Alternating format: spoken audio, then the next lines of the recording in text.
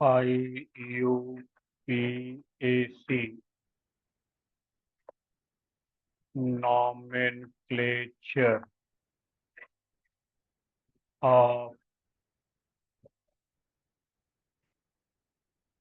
coordination compounds.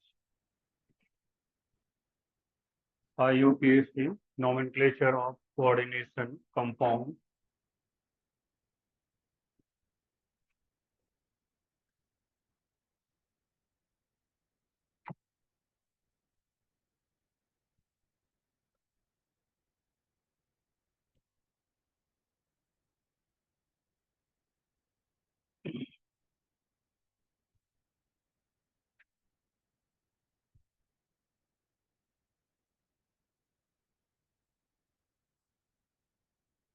तो अब देखिए, कोऑर्डिनेशन कंपाउंड यानी कोऑर्डिनेशन कॉम्प्लेक्सेस का हम लोगों को IUPAC नोमेनक्लेचर। तो यहाँ पर मैं ये नहीं कह रहा हूँ कि आप नहीं जान रहे हो। आप यहाँ लिखिएगा IUPAC इंटरनेशनल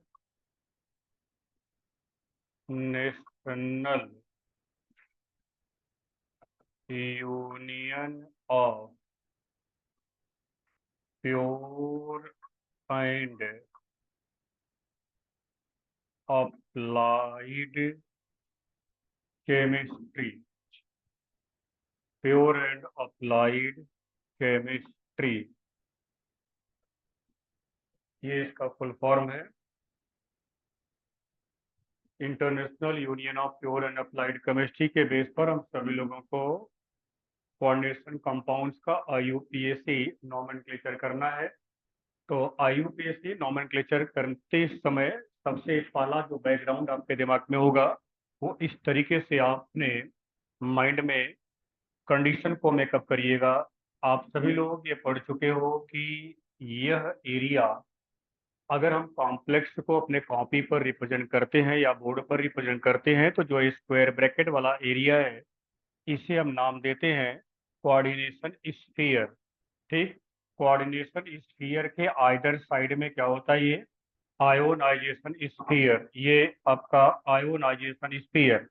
अब आप देखिए, आयोनाइजेशन स्फीयर को भी दो पार्ट में आपको डिवाइड करना है। आयोनाइजेशन स्फीयर में ध्यान रखना, ये सब चीजें जो आपके सामने रखी जा रही है आपको अपने कॉपी पर जो रिप्रेजेंट करने का तरीका है, ये हो गया कोऑर्डिनेशन स्फीयर, ये हो गया आयोनाइजेशन स्फीयर, ये भी हो गया आयोनाइजेशन स्फीयर। लेकिन शर्त है कि अपने कॉपी पर जो कोऑर्डिनेशन स्फीयर के लेफ्ट वाला पार्ट होगा अर्थात आयोनाइजेशन स्फीयर, यह केटायन होगा। यहाँ केटायन होगा, ये फिक्स है, ये केटायन रखोगे आप। और राइट वाला जो भाग होगा यहाँ पर एनायन रखा जाएगा। यानी लेफ्ट में, एक्सट्रीम लेफ्ट में केटायन और एक्सट्रीम राइट में एनायन, और बीच में जो है ये आपका कॉम्प्लेक्स एरिया है। ध्यान देना, ये कॉम्प्लेक्स एरिया है और हम लोग पीछे पढ़ चुके हैं कि कोऑर्डिनेशन स्फीयर में जिसको भी आप रिप्रेजेंट कर दोगे वह आयोनाइज नहीं होगा। यानी यहाँ का कोई आयोनाइजेशन पॉसिबल नहीं होगा। ये हमारा कोऑर्डिनेशन स्फीयर है। तो ये एरिया जो हमने थोड़ा सा इलिप्टिकल बनाया हुआ है वो क्या है, ये आयोनाइजेशन स्फीयर, ये भी हमारा आयोनाइजेशन स्फीयर। बस अंतर क्या है, यहाँ क्या है आपका, ये एनायनिक एरिया रहेगा और ये केटायन। इसका मतलब हम साफ साफ ये थिंकिंग कर सकते हैं कि केटायन और एनायन के बीच में, केटायन और एनायन के बीच में कौन होगा, कोऑर्डिनेशन स्फीयर होगा। यानी पहले केटायन होगा, फिर कोऑर्डिनेशन स्फीयर होगा और उसके बाद फिर एनायन, यानी केटायन और एनायन के बीच में कौन रहेगा, कोऑर्डिनेशन स्फीयर रहेगा।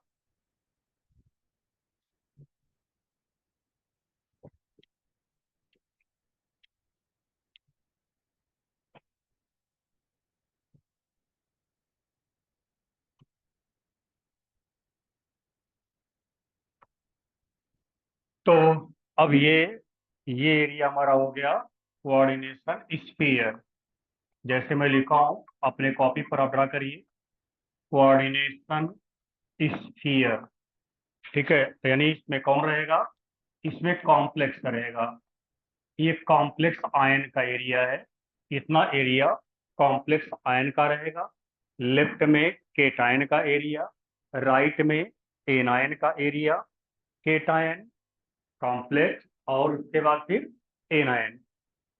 जैसे हम अपने कॉपी पर ड्रा कर रहे हैं उसी ऑर्डर में आईयूपीएसी नोमेनक्लेचर भी किया जाएगा। यानी सबसे पहले हम नाम किसका लिखेंगे? केटायन का नाम लिखेंगे। उसके बाद फिर हम कॉम्प्लेक्स का नाम अर्थात कोऑर्डिनेशन स्फीयर का नाम लिखेंगे। और उसके बाद फिर एनायन का नाम लिखेंगे। सिस्टम पर ध्यान रखना, ऑर्डर को ध्यान में रखना। अगर केटायन है तो सबसे पहले केटायन का नाम, फिर कोऑर्डिनेशन स्फीयर अर्थात कॉम्प्लेक्स आयन का नाम लिखा जाएगा। एनायन है तो उसके बाद एनायन का नाम। अब बहुत सारे कॉम्प्लेक्स आपको मिलेंगे जिसमें केटायन मिलेगा, कॉम्प्लेक्स आयन मिलेगा, एनायन नहीं मिलेगा। बहुत ऐसे होंगे कॉम्प्लेक्स आयन मिलेगा, एनायन मिलेगा और केटायन नहीं मिलेगा। तो मान लो केटायन नहीं है, तब क्या करोगे आप? तो पहले कॉम्प्लेक्स आयन का नाम लिखोगे और उसके बाद फिर एनायन का नाम लिखोगे। नाम कैसे लिखा जाएगा बात की बात है। अभी लिखने का पैटर्न आप अपने दिमाग में बैठाओ कि अगर केटायन है तो पहले केटायन का नाम, फिर कॉम्प्लेक्स का नाम, फिर एनायन का नाम। अगर किसी कॉम्प्लेक्स में केटायन नहीं है तो पहले कॉम्प्लेक्स का नाम, फिर एनायन का नाम। अगर एनायन नहीं है तो ऑर्डर वही रहेगा, ऑर्डर में कोई परिवर्तन आपको नहीं करना है। यानी केटायन का नाम लिखोगे, फिर कॉम्प्लेक्स का नाम लिखोगे। अब ये जो हम सिस्टम आपको बताए, इसमें अब हमारे पास कुछ जो है सिस्टमैटिक रूल्स हैं। उन्हीं रूल को फॉलो करते हुए आप कॉम्प्लेक्स का आईयूपीएसी नोमेनक्लेचर करोगे। जितनी बात यहाँ पर डायग्राम में रखा गया, बातें समझ में आ गई ना?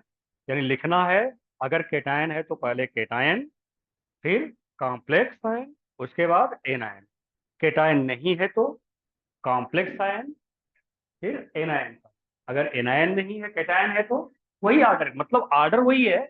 बस हो सकता है केटायन हो तो एनायन ना हो, और एनायन हो तो केटायन ना हो। कॉम्प्लेक्स आयन तो सब में प्रेजेंट रहेगा। हाँ, ऐसा भी आपको देखने के लिए मिलेगा कि केटायन और एनायन दोनों न दिया गया हो। केटायन और एनायन दोनों ने दिया गया हो, तब क्या है भाई? वही काम करना है, काम तो वही करना है आपको। कॉम्प्लेक्स बचा क्या था? ये भी नहीं है, ये भी नहीं है, तो बचा क्या आपके पास? कॉम्प्लेक्स आयन बचा। कॉम्प्लेक्स आयन का आप नाम लिखोगे। अब लिखना कैसे है, उसी को हमें सिस्टमैटिकली रूल के द्वारा डिस्कस करना है। ड्रा कर लिए सब लोग कॉपी पर। अब उसके बाद आइए हम रूल की बात यहाँ पर करते हैं। रूल 1,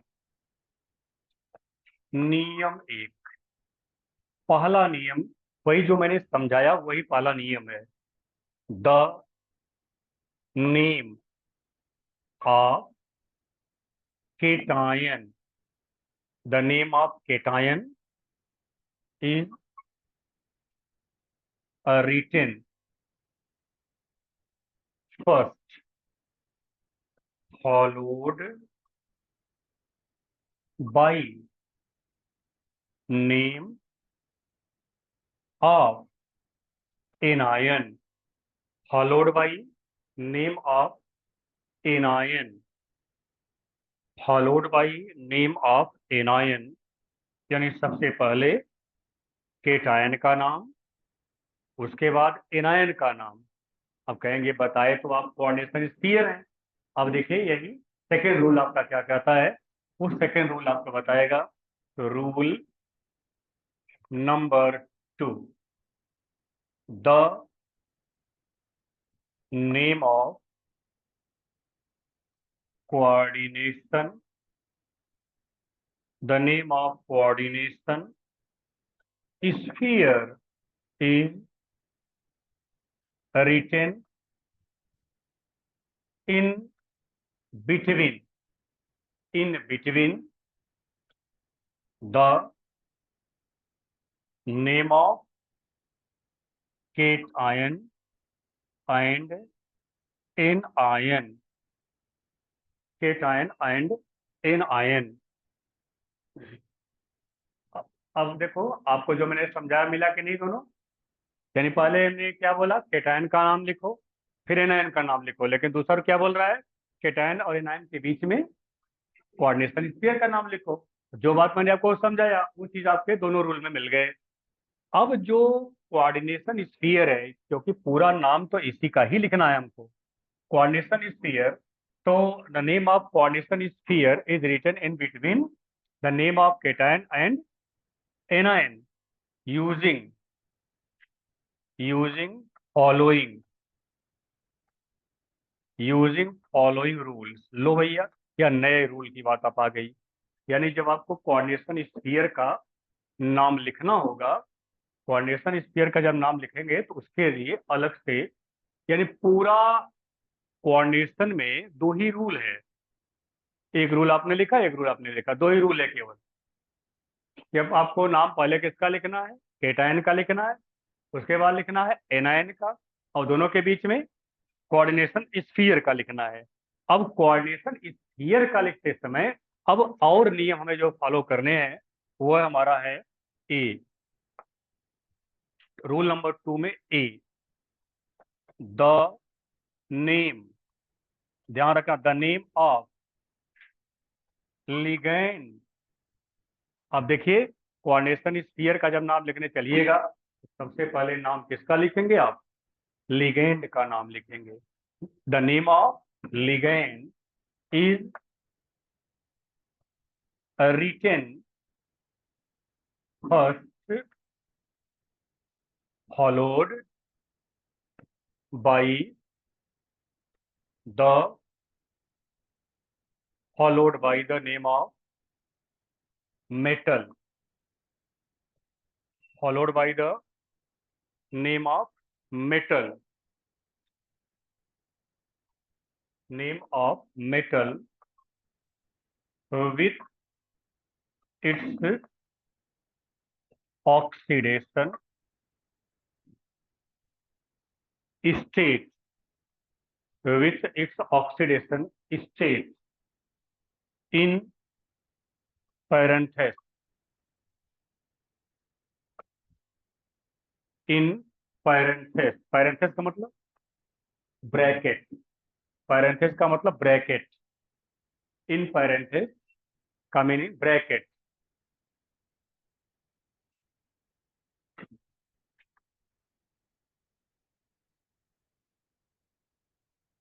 और इसका मीनिंग समझो, पहले किसका नाम लिखना है, लिगेंड का नाम लिखोगे, उसके बाद किसका नाम लिखोगे, मेटल का नाम लिखोगे। मेटल का नाम जैसे लिखोगे तो मेटल का क्या लिखोगे, ऑक्सीडेशन स्टेट लिखोगे। कहाँ लिखोगे, ब्रैकेट में, इन रोमन, इन रोमन। अब यहाँ पर रोमन में लिखना है आपको, और रोमन न्यूमरल्स यूज करना है, यानी first second third fourth etcetera. आपको प्लस माइनस ऐसा कुछ यूज नहीं करना है, आपको सीधे क्या लिखना है, फर्स्ट सेकेंड थर्ड, जो है प्लस माइनस नहीं लिखना है, फर्स्ट सेकेंड थर्ड एक दो तीन चार नहीं लिखना है, आपको फर्स्ट सेकेंड ऐसे लिखना है, इन रोमन। उसके बाद अब आपका बी, ये बताओ रूल ए समझा कि नहीं। रूल ए में यानी आप क्या करोगे, पहले लिगेंड का नाम लिखोगे, लिगेंड का नाम जब पूरा हो जाए तो मेटल का नाम लिखोगे, मेटल क्या हो रहा है, मेटल का नाम जैसे समाप्त हो तुरंत क्या लिखोगे, उसका ऑक्सीडेशन स्टेट इन ब्रैकेट। इतना क्लियर, और वो भी लिखना किसमें है, रोमन में लिखना है। अब उसके बाद बी क्या कह रहा है, if ligand, if ligands are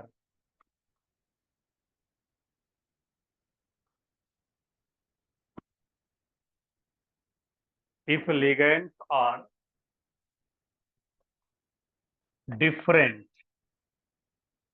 meaning समझ रहे हो, यानी लिगेंड भिन्न भिन्न हो, लिगेंड अगर भिन्न भिन्न है, ligands are different, ligands are different, then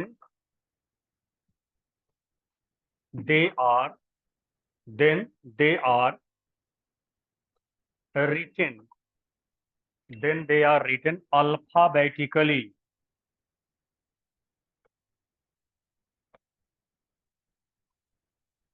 then they are written alphabetically. Meaning समझा इसका? यानी अगर लिगेंड डिफरेंट है तब उनके नाम को अल्फाबेट में लिखेंगे आप। अल्फाबेटिक ऑर्डर में आपके द्वारा लिखा जाएगा। अल्फाबेटिक ऑर्डर यानी जो अल्फाबेट में पहले आएगा उसका नेम आप पहले लिखोगे, और उसके बाद फिर और जो भी आएंगे उनका लिखा जाएगा। C, if one type ligand is present more than one time, more than one time, then more than one time, then di, tri, tetra, penta, hexa, etc. are used for 2, 3, 4, 5, 6 respectively। यानी अगर एक ही ligand एक से अधिक बार उपस्थित है, एक ही ligand एक से अधिक बार उपस्थित है तो क्या करोगे आप? 2 के लिए डाई लिखा है यहाँ पर, फॉर 2, 2 के लिए डाई, 3 के लिए ट्राई, 4 के लिए टेट्रा, 5 के लिए पेंटा, 6 के लिए हेक्सा, ये सभी यूज किया जाएगा। क्लियर यहाँ तक? अब उसके बाद D,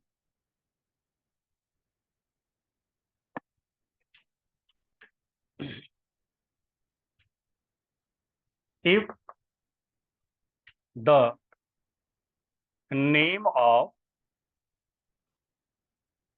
if the ligand name of ligand is started is ended, लिखिएगा, is ended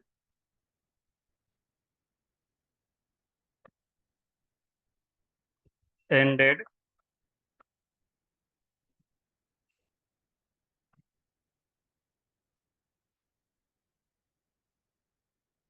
with id,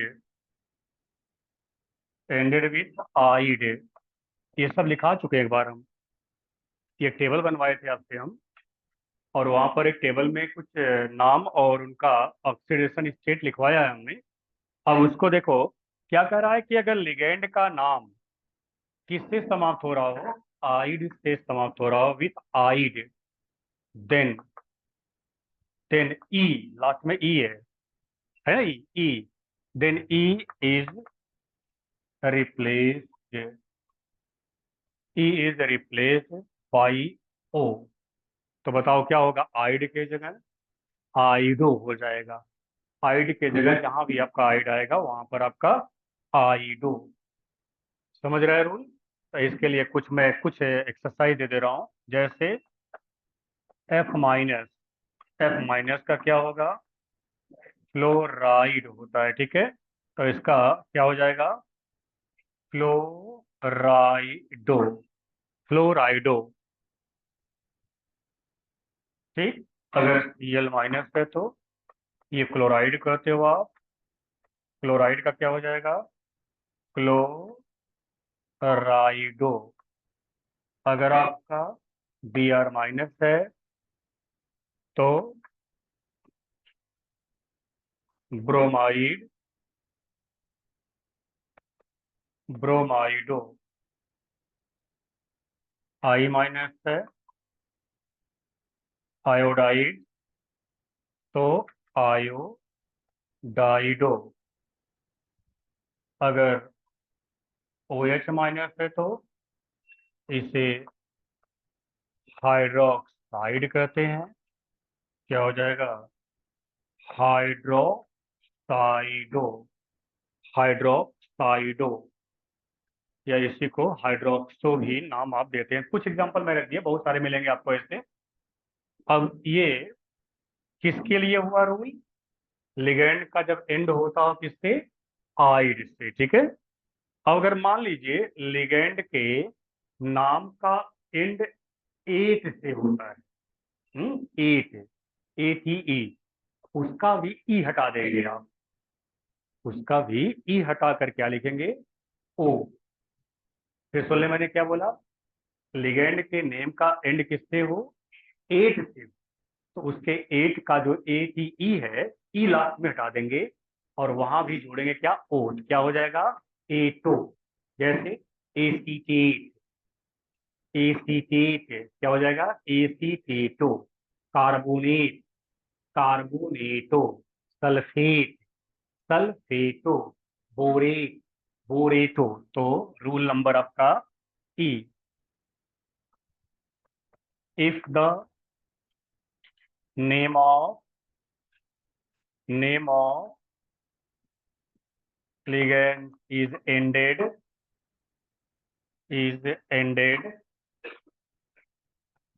with eight, with eight, then E is replaced, E is replaced by, बोलो भाई, by O। तो अब कुल मिलाकर क्या हो जाएगा? दैट इज एट, किसमें कन्वर्ट होगा? एटो में।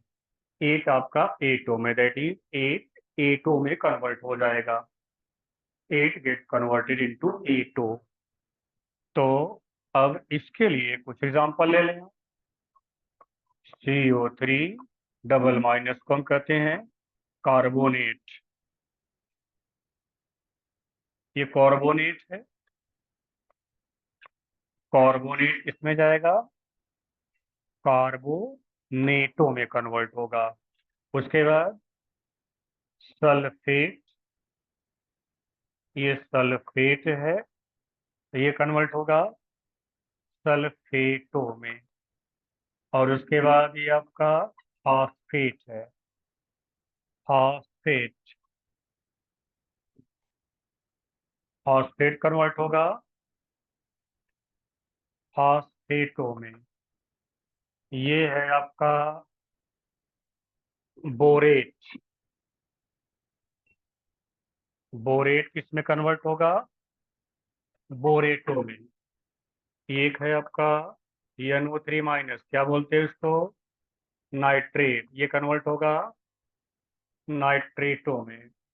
ये CS3COO माइनस, इसे एसीटेट कहते हैं, ये कन्वर्ट होगा एसीटेटो में। तो ये कुछ आपके वो कॉमन लिगेंड हो गए जिनका एंड होता है एट से।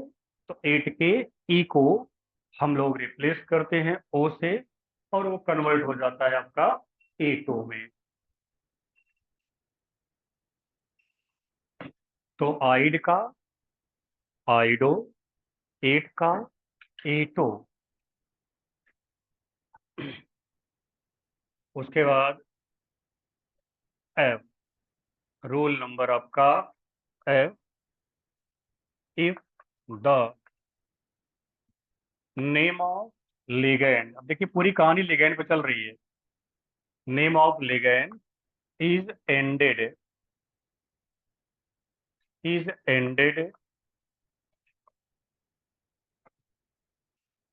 विथ आइट, आइट, जैसे आइड था वैसे आइट।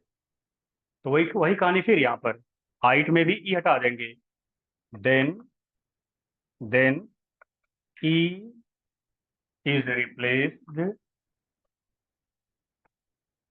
Replaced by O, that is ite into ito, ite into ito. इसमें आपको जैसे NO2 माइनस है, ये नाइट्राइट है, इसे नाइट्राइटो में कन्वर्ट करेंगे। SO3 डबल माइनस को सल्फाइट है तो क्या लिखोगे? सल्फाइटो। सल्फाइटो। आइट वाले बहुत आपको कम मिलेंगे। ये सबसे कॉमन आइट का ये NO2 है। इस पर बहुत एग्जांपल हम लोग सॉल्व करेंगे आगे। ये सबसे अधिक आपको आइड के मिलेंगे, आइड के और ईट के। ठीक। आइए अब उसके बाद अगला जो आपका F के बाद जी रूल इसका। इफ, ध्यान देना, if the ligand ligand is polydentate. Polydentate समझ रहा है ना? ये पढ़ चुके हम लोग। पॉलीडेंटेट का मतलब ऐसा लिगैंड जिसके पास एक से अधिक डोनर ग्रुप प्रेजेंट हो। एक से अधिक डोनर ग्रुप, इसका मतलब जो एक से अधिक कोऑर्डिनेट बॉन्ड बना सकता हो। ऐसे लिगैंड जो more than one coordinate bond का फॉर्मेशन कर सकते हो उन्हें हम कहेंगे polydentate ligand. If the ligand is polydentate and more than one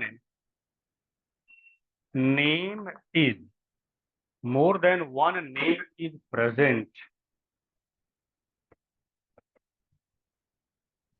in the ligand. More than one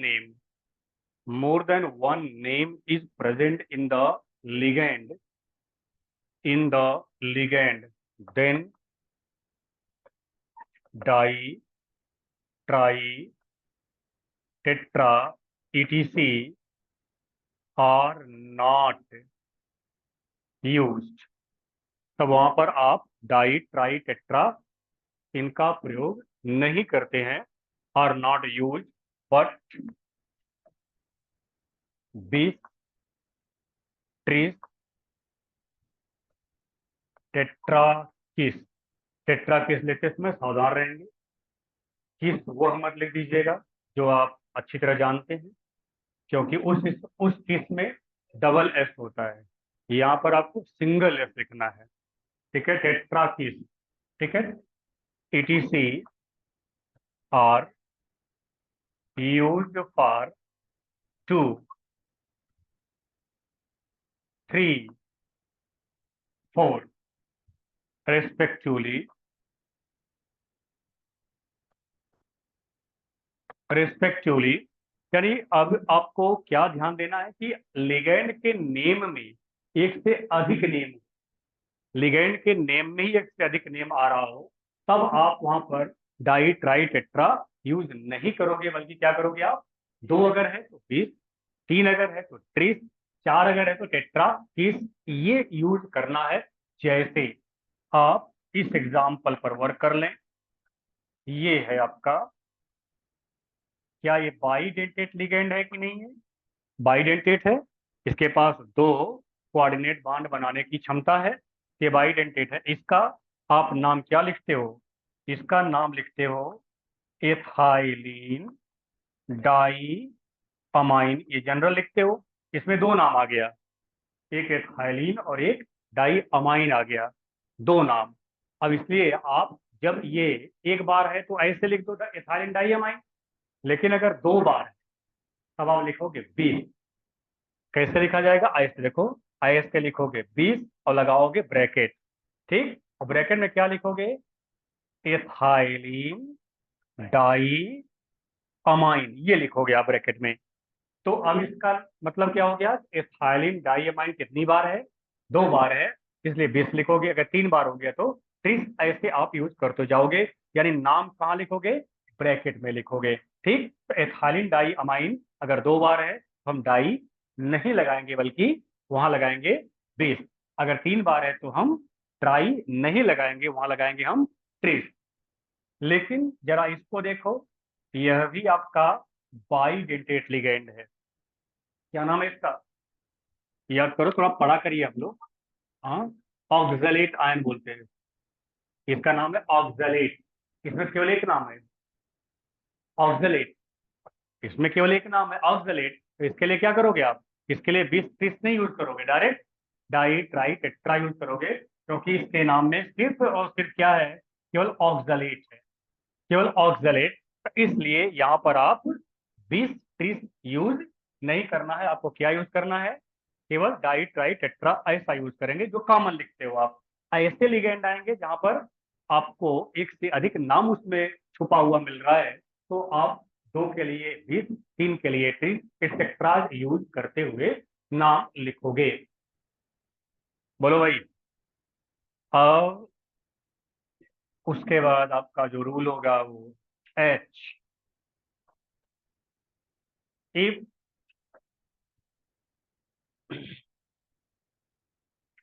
if two coordination if two coordination spheres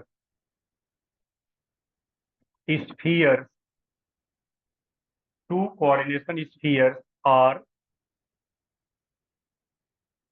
present together, एक साथ कितने हो? दो coordination sphere हो। if two coordination spheres are present together, then name name of left coordination sphere, left coordination sphere is written first, followed by followed by the name of right coordination sphere, name of right coordination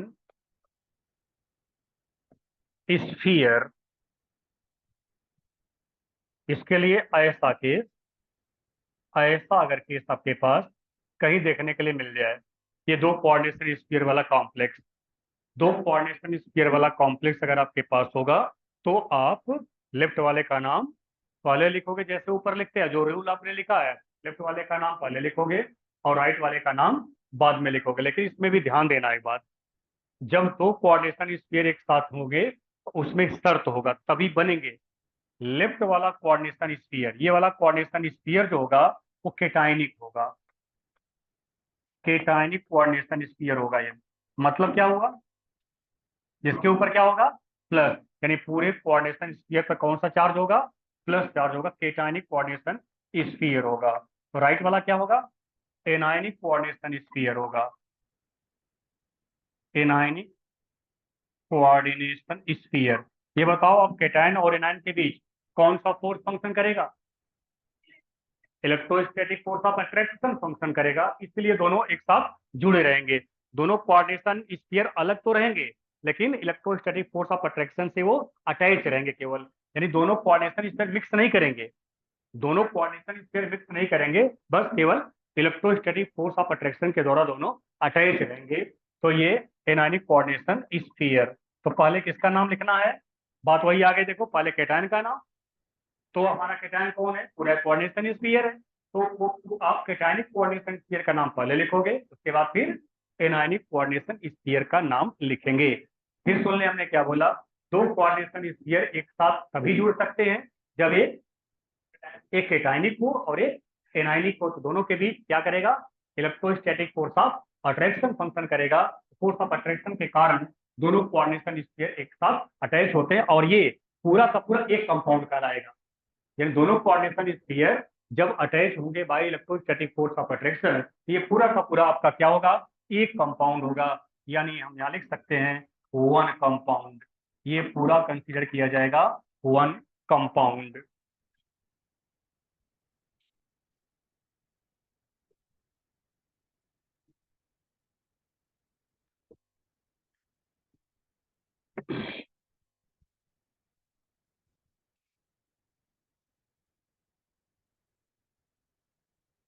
अब उसके बाद rule number H हो गया, आई अब देखो, if the complex is bridging, बात नहीं bridging. देखिए, जो भी रूल आपको समझ में नहीं आए होंगे और वो एक्सरसाइज में क्लियर होंगे। If the complex is bridging, then bridging, then the, अभी दिखा रहा हूं क्या होता है bridging. Then the bridging ligand are named by using the symbol mu, by using the symbol mu। मतलब ब्रिजिंग लिगेंड का नाम लिखने के पहले क्या लगाएंगे? म्यू लगाएंगे। म्यू का लगना ये बताएगा कि लिगेंड कैसा है, ब्रिजिंग है। ब्रिजिंग का मीनिंग ये हुआ, ब्रिज जो आप जानते हो वही है, बस यहाँ अंतर क्या है, ये एम और एम है, दो मेटल है, दो मेटल के बीच एक लिगेंड, एक लिगेंड आपका ये कैसा काम कर रहा है? दोनों मेटल को जोड़ने का काम कर रहा है। दो किनारे को जोड़ने वाले को क्या कहते हो आप? ब्रिज कहते हो। तो दो किनारे कौन है? मेटल हैं। तो दो किनारे वाले यानी दो मेटल को जोड़ने का काम कौन कर रहा है? लिगेंड कर रहा है। ऐसे लिगेंड को क्या कहोगे आप? Bridging ligand. अगर मैं ऐसे भी लगा दिया यहाँ पर तो ये भी क्या हो गया? ब्रिजिंग लिगेंड हो गया। इसे बोलेंगे हम ब्रिजिंग, ब्रीजिंग लिगेंड। इसी लिगेंड का नाम लिखते समय हम कौन सा लेटर लगाएंगे? म्यू लगाएंगे। म्यू लिगेंड जो भी होगा हम म्यू लगा करके, और ऐसे कॉम्प्लेक्स को क्या बोलोगे आप? Bridging complex. ऐसा कॉम्प्लेक्स कहलाएगा ब्रीजिंग कॉम्प्लेक्स।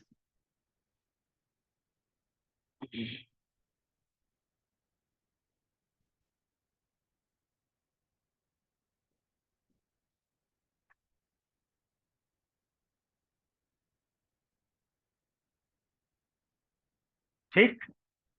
लास्ट आई के बाद, if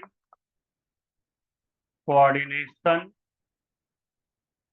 sphere is negative, coordination sphere is negative, then the name of metal is written by ending